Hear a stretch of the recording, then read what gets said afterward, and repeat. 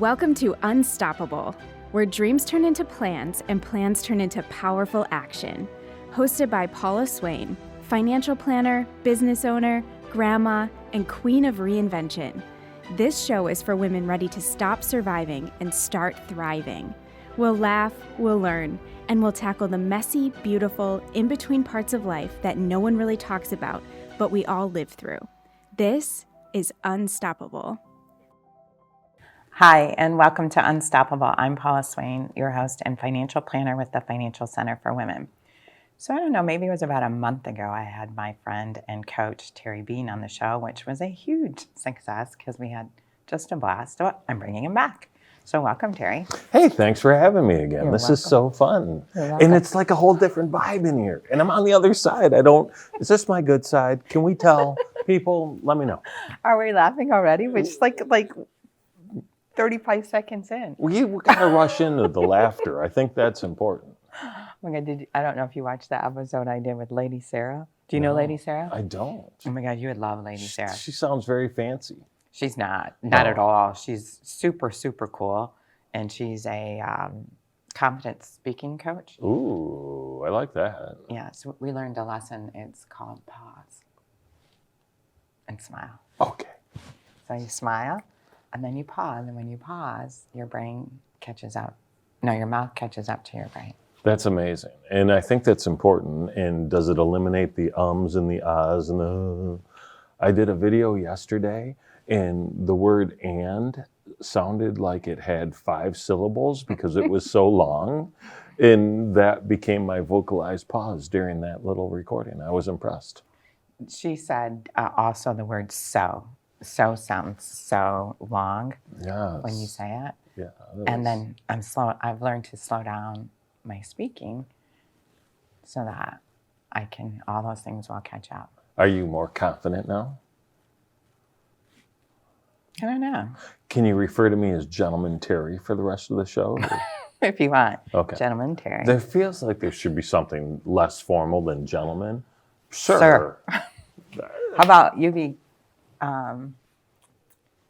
Prince Terry and I'll be Princess Paula. Ooh, Princess Paula has a great ring to it. I know. I don't want to be queen because she has all the responsibility. That's a lot of work. I just want to be the princess. I want the benefits without the effort. I'm in. Yeah. Yeah, I don't know if you ever watched that show with on Queen Elizabeth, that Netflix, I think it was. Was it good? It really was. It was, I don't know how many seasons of it, and it's probably still coming back out. Oh, called The Crown. And just watching what she had to do, like she really wasn't able to have much of a life or time with her children, so I don't want to be the queen. It's a lot of responsibility, right? Heavy is the head that wears the crown, I believe they say. Yeah, so I'll just be the princess. It's perfect. You can be the prince. All right, thank you. Okay, but that's not what we're here Is to that talk. the topic? What could be. Royalty. Do you want to be a queen or a king or a prince or a princess? I think that's the question of the day. I'd drop that in the comments for sure. We want to know. Do you think there'll be people that say queen or king knowing that there's work to do? You know what sucks about what I do for a living is that I have to turn the comments off. Oh, don't drop anything in the comments because you can't. Although when we share it, a pain in the butt.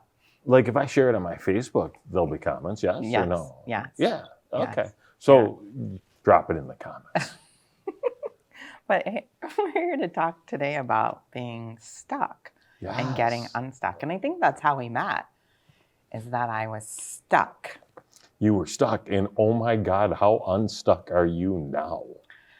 I'm definitely unstuck, but a little bit overwhelmed in an awesome way, but overwhelmed.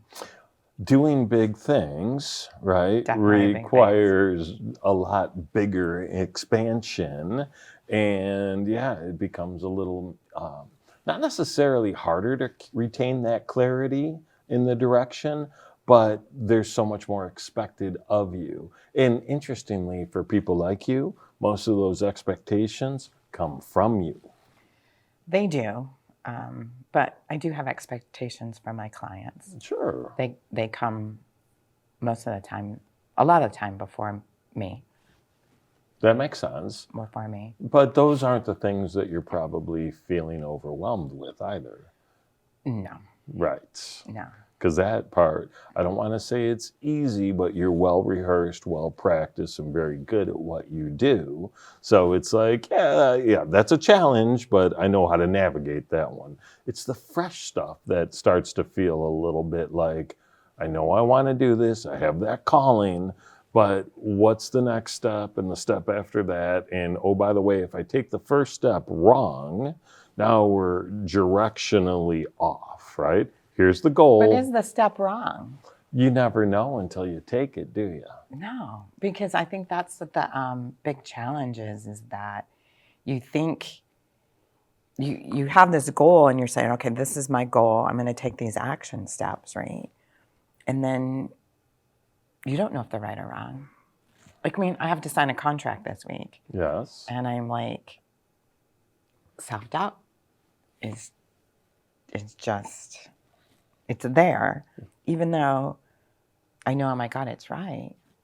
But if I let that self-doubt rule me, then I'm going to become stuck. Right. And that's thing going on in my head saying, oh no, are you sure this is the right decision? Should you look at other options?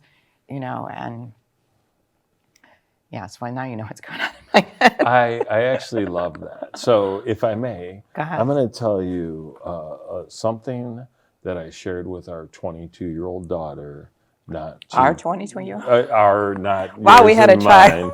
I didn't know. Very immaculate people, very immaculate. My wife and my 22-year-old daughter, not necessarily the royal hour, but my other princess, I guess, for lack of my queen. Maybe she would tell you she's the queen because she's definitely got a lot of responsibility dealing with me.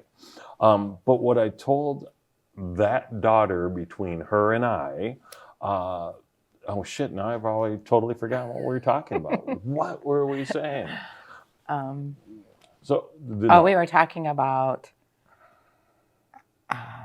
making decisions, being stuck, not all actions are the wrong actions, even though they might not work out correctly. Mm-hmm. Look at all that I got out of that. You nailed it. 2-minute conversation. It's very good. It's very good. What I like the idea of, whether I told her this or not, is that what we need to look at is what's the worst case scenario, right? And 98% of the time, the worst case scenario is you die. Right? Can't really build a plan for dying because if you're going to die, you're going to die. So what's the next worst thing that could happen? Build a 3 to 5 minute recovery plan from that situation. And then don't forget to look at what's the best case scenario. Because too often we build this worst case scenario and then we fret and worry about whether or not that happens and we stay stuck in that. When we build the best case scenario, then our brain gets to work on how do we make this become our reality. So keep moving forward is the key. And every small action is just one step closer. 100%. And even if you make a mistake, or if it's not a mistake, could be just, well, I guess we'll just go with mistake. Use mistake. I like that. Maybe it needed to happen so that you could actually get where you're meant to be versus, you know, thinking you're supposed to go in this direction and everything's going to work out and it doesn't. But you went this way and that's the path that worked out. There's a reason that we end up doing a lot of the things we do. And when it happens with mistakes, it's funny, I was just having this conversation with a mentor of mine on the way over here this morning. My goal is to endeavor to make new and improved mistakes all the time because it's the surefire way to learn what doesn't work, what might work, and what we need to be more efficient or effective at. What happens for most people is inaction, right? We get so overwhelmed that we can't even figure out where or how to move forward. And if you don't move forward, not only are you in the same place, you still are stuck with the same, I don't know what direction to go. do something, fail miserably, learn the lesson, do it better the next time. I think that's the hardest part for people is when they do fail miserably. Can't Or say that happily, word. whatever. Happily. Then their inner headspace goes, see, told you so. Told you it wasn't going to work. I told you. Yeah. And then you end up doing nothing and you're stuck even worse because now you don't know what direction to go into. That's it. And so failure is not like the opposite of success, right? So we have to rebrand what failure is. Failure is a stepping stone towards success, right? You're not going to succeed without failing along the way. There are zero plans that any of us have ever executed perfectly from Jump Street to completion. Doesn't happen that way. I know. Too bad it doesn't. That would be so cool. It would be fast too. I'd love that. Imagine where we would all be in life. And oh, by the way, I know people are like, oh, well, we can't all succeed. Craptacular. We all could. I can't remember what, well, you know, I'm writing that personal memoir, so I did a lot of work on myself over the last 4 or 5 years. And one of the things that I learned, and I think I just lost my thought, was, oh no, I got it back. Because I paused. That's happened to both of us so far. We're 18 minutes into the show, not even. And yeah. So, cheers, old age. I learned that, because you have this, I think we're all raised to, you know, we're all born dreamers, right? As little kids, we dream, we have an imagination, and somewhere along the line, we're told to shut that down. Mm-hmm. Starts at about 3, by the way. Is that? Yeah. So you learn that you can't have everything you want, and then you take that with you all through your, you know, your teenage years, your young adult, into your older adult. And I had to learn that that's not true. That there's so much abundance in this world, enough for everybody, that no matter, and I know people always say that it's like, you know, wishful thinking, but everybody can have the life they deserve if they can dream it, feel it, and take an action step for it. And I know me and you, we believe that, right? And I'm proof of it, you're proof of it, right? But a lot of people aren't. So somebody who's struggling paycheck to paycheck, you know, if they lose their job, they're, you know, probably going to lose their home. That person's really stuck. Yeah. So how do you get unstuck from that? So I think part of it is the decisions and the choices that we make, right? And it goes back to just taking some sort of action. Most of us, to your point, we deliberate. We're not even really sure where we want to go. So it really becomes that clarity on whether it's mission or purpose or direction, whatever you want to call it. Once you get really clear on where you're going, anything that doesn't move you there becomes easier to say no to, right? We live a hyper-distracted world.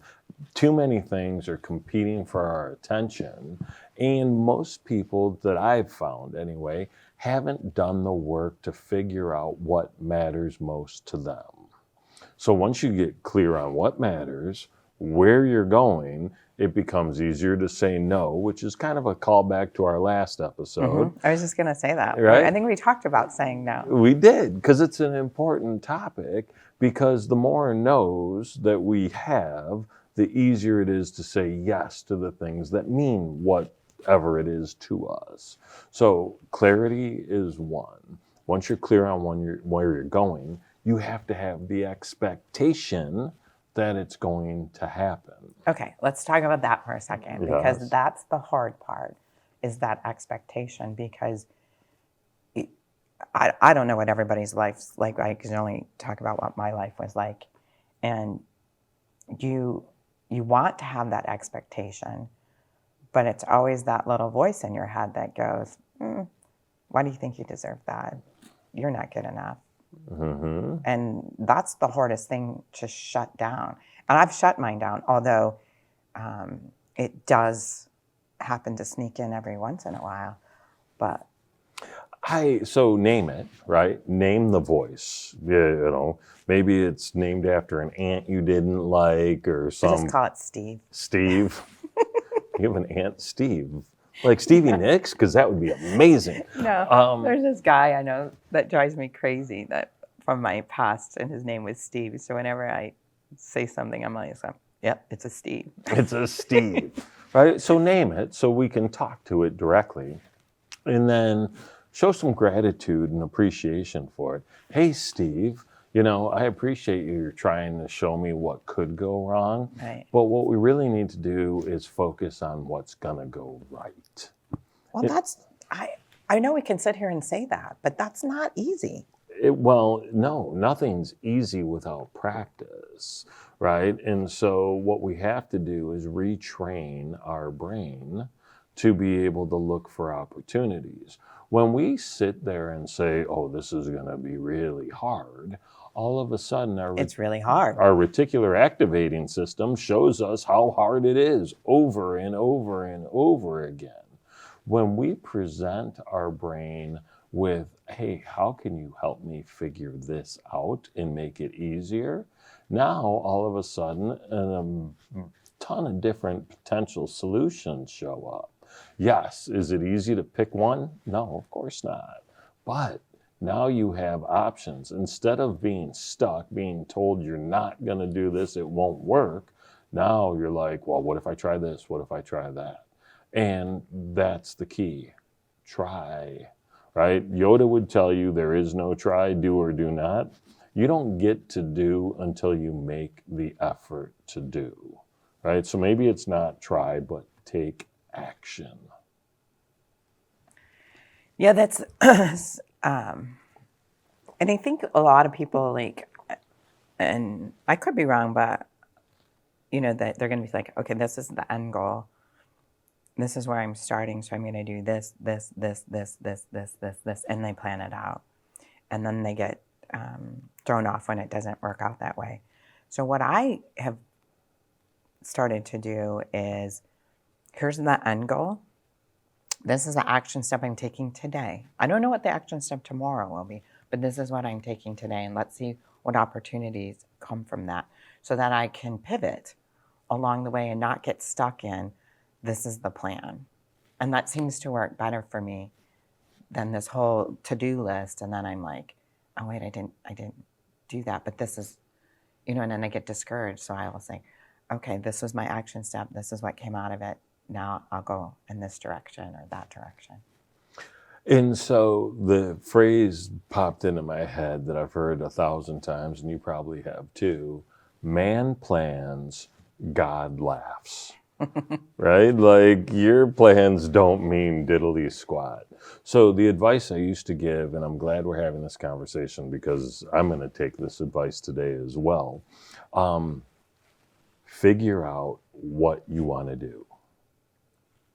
Get uber clear on why it matters. And then let the hows take care of themselves. Right? So when you're clear on the why, to your point, that next step becomes pretty clear, right? So I know what I'm doing. I know why it's important to me. Okay, here's the thing that I'm going to do now. And then that's going to trigger a different set of stimuli and a different set of opportunities, and then one step in front of the other. I'm glad you brought up God, because that's really... I think for a lot of people, faith plays a big part. And I believe if it's in your imagination and you've dreamed it up, it's because he put it there, right? So if you keep dreaming about it, it's likely your path. He'll direct you, but you have to take action. You have to believe it, you have to feel it, and you have to trust that that's the right path, and in the end, you're going to get that dream or goal or whatever it is. And it took me a while to get there after divorce, because I was like, why did this all happen to me? Like, what did I do to deserve it? And yes, I am not perfect. I failed in my marriage just as much as my ex-husband did, but I had to, I guess, find that belief again and really trust that it's going to all work out. So I love the idea of God works through us, right? So if you can act as a vessel for whatever that greater good is, and when I use the term God, there's 87 different types of God, whatever your version is, right? I'm not beholden to any particular ideology. But what I do know is there's an element of a God, and we are a part of that consciousness, right? I look at it this way. There's big G and little g. We are all individual representations of that big G. Yeah, I am. Yes, I am. And therefore, when we let big G work through us, as like we're just the vessel or the instrument, and we do whatever that we're called to do, doors open, things happen, magic takes place, sparkles everywhere. And it's an amazingly easier, clearer journey. When we're working out of ego, it's fraught with like roadblock, orange cone, looks like Woodward on June 6th any given year. It's just a mess. That's a Detroit area joke for those of us who are not from here. Yeah, that ego gets in the way of everything. It sure does. And we feed that sucker until we destroy that sucker. Yeah, that's a hard thing to destroy. It is, because it's always there, right? Same thing with Steve, right? You just kind of cram it back into its little compartment. Oh, though, I read this book called Untethered Soul. Have you read it? Ooh, no, but I like the title. Michael Singer. Okay. And I read it while I was writing my book, and I actually reference it in my book because he talks about don't keep pushing it down, because the more you push it down, the more it keeps coming back up and coming back up.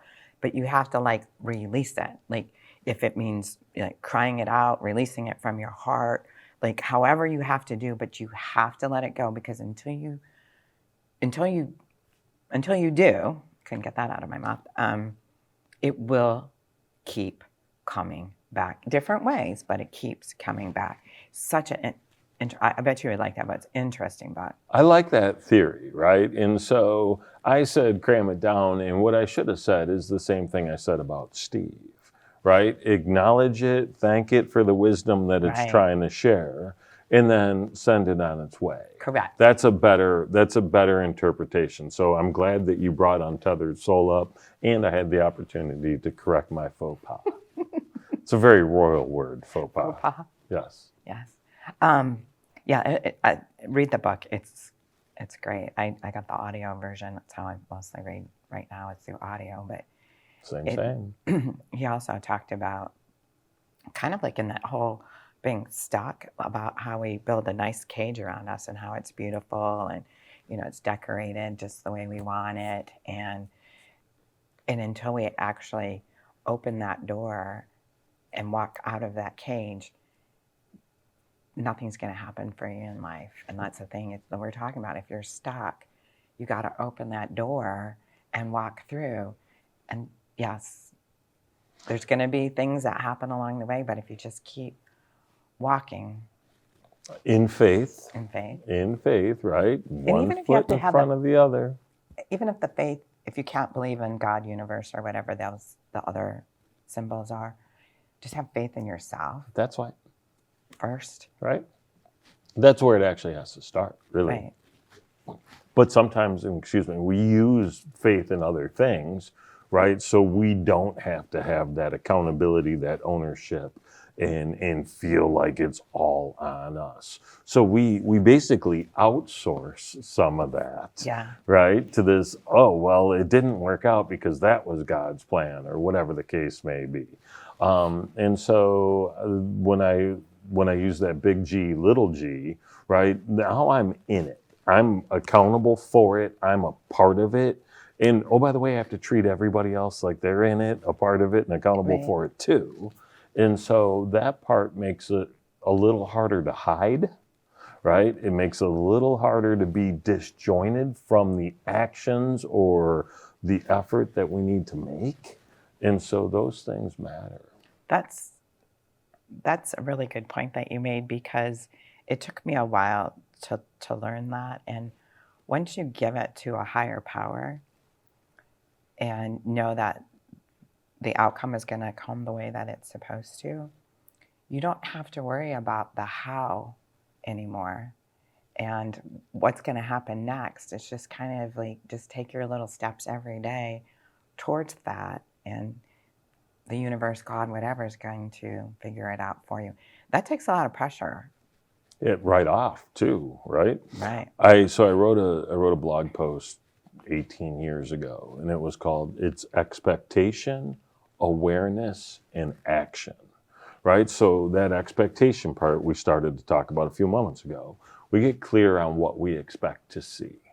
Then we have to have our antenna up to be able to see the signs that are inevitably placed in our path, right? And if we're paying enough attention and we're aware of these signs, they will point us in a direction to go, or at least point us in a direction to not go. So we have to be aware of what's showing up as a result of our expectation. Right. And as we see these signs, we have to take appropriate action. Expectation, awareness, action. That's how we move forward. Red flags, green flags. Yeah, absolutely. And it's interesting when some of those flags are like that funky color of brownie-orange that's right in between green and red. Right. You know, like, oh gosh, I really can't tell which one that is. And how often, though, do we see red flags and we try and position them? That's not really red. That's more of a pink. That should be okay. It's not. And we know it's not. And we need Try to dating. Yeah, right. I've heard things about dating. It sounds horrible, actually. It is. No, I can't say that's a negative thought, but the doesn't have to be, but it can be. That's just kind of a way to look at everything in your life, not just dating or relationship. There's a red flag, that's an immediate don't. And don't think that you can change the red flag. And I think that's where most people think, no, I can fix that. No, it's there for a reason. It's telling you to go in a different direction and look for that green flag. That's it, right? It's there for a reason. And I was just having a conversation with someone talking about dating and marriage, and a gentleman's getting married soon. Oh, congratulations. And, yeah, I'm super excited for him, and he's super excited, and it's adorable. But we were talking about women and men and how they approach that differently, right? And the old line is, men marry women hoping they'll never change, and women marry men hoping they can change them. And it's such an interesting diversion philosophically, because neither are going to happen, right? Women are going to change 110%, right? And men aren't going to necessarily be changed by women unless they choose to be changed themselves. Nobody can change unless you want to change. That's 100% it. Right? So everybody can, you just have to have the desire. You have to choose. So if you go into a relationship with knowing that you're a whole, complete person, and you find, now, you can't always be 100% whole, I get that. But if you go into that knowing that you're complete for where you are today in life, and you are going to change down the road, shit happens. But you handle that with grace, and then this person's done the work, they're complete as if they are today, and they know things are going to change down the road, and they're willing to do the work too with grace, then you can have a healthy relationship. But I look at you and I go, oh, Terry, that outfit has to go. Once we get married, I'm going to rebuy all your clothes. And you know what I mean? And you think you're going out with your buddies on Thursdays, not happening. Yeah. And if you think that I'm just going to be whatever I am today and that I'm not going to go, shoot, women go through menopause. We have so many things that go on within our bodies that we do change. If you go in with that, then you're doomed. You're doomed. You're never going to be successful. How's my drip, people? Because now I'm incredibly self-conscious. I thought I was looking smooth. The socks are matching the cuffs. I was like, now wrecked, just wrecked. I was just using that as an example. No. You were very specific. I think you look very, very handsome. Incredibly specific. I love your sweater. Now I have to sit here and compensate for something that you took completely the wrong way and made it all about you. I'm so kidding. I'm half blind. I don't even know what I look like. But that's so true about what we just did right there. Is how I said something using it as an example, and you made it all about you and took it on. I know you were joking, but took that on. Sure. When it had absolutely nothing to do with it. And it's the most real thing ever, right? It happens all day, every day. And that's how, and then people get, well, the technical term is butthurt. I don't know how to say it any more polite than that. And they retreat to their corners, and they never really finish the conversation. And it's just a little paper cut, right? And those paper cuts continue to add up. And then one day you look and your arm's just a bloody stump, right? Because you never really fixed any of the other ones. And that's completion is important. Is whatever I say has nothing ever to do about you. Ooh, yes. It's just what I said. And if you take it on, that's your fault. But just realize it never has anything to do about you. And that's a huge lesson people need to learn.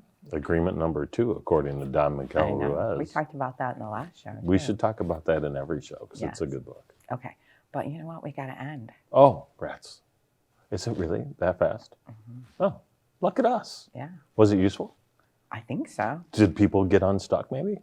I hope so. I hope so. Well, at least I hope they got one tool. One tool. That they could take away from it.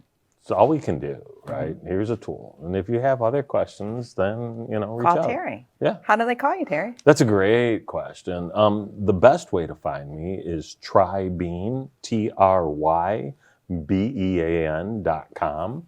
And there's like a phone number and an email and a scheduler. Oh my God, it's like a whole system over there. Yeah, it's pretty cool. Or you can follow me on LinkedIn or something. I'm there. Are you on Instagram? I am at trybean. I'm not very good at Instagram. I can't figure it out. I'm not very good. I like it. I want to be good at it. But I always joke, I'm not great on either side of a camera. So on this side, I'm like, I look like this, and it's fine. But when I take photos or I take videos, it's, like this a little bit, or it's great, but could you get my entire head in it? I'm not accomplished. Yeah, I've gotten comfortable around the camera. Yeah. But I also show up here some days and there's bags under my eyes, and I'll go back and review it and I'm like, yep, bad lighting that day, so now I don't care. No, I don't care. I really don't care. If you don't like the way I look, then don't watch. I love that. Yeah, that's on you. It's not on them. I look like this. This is what I look like. Yeah, love it. Good for you. That's healthy. We have to go or I get yelled at. Okay, we're done. Okay. So thank you, Terry, for joining me again today. So this has been Unstoppable, where we dream, grow, and thrive. Talk to you next week. Thanks for watching Unstoppable. Do you have a question for Paula? Send it our way. To schedule a one-on-one consultation, give us a call. Unstoppable is brought to you by Paula Swain and the Financial Center for Women. Dream, grow, thrive.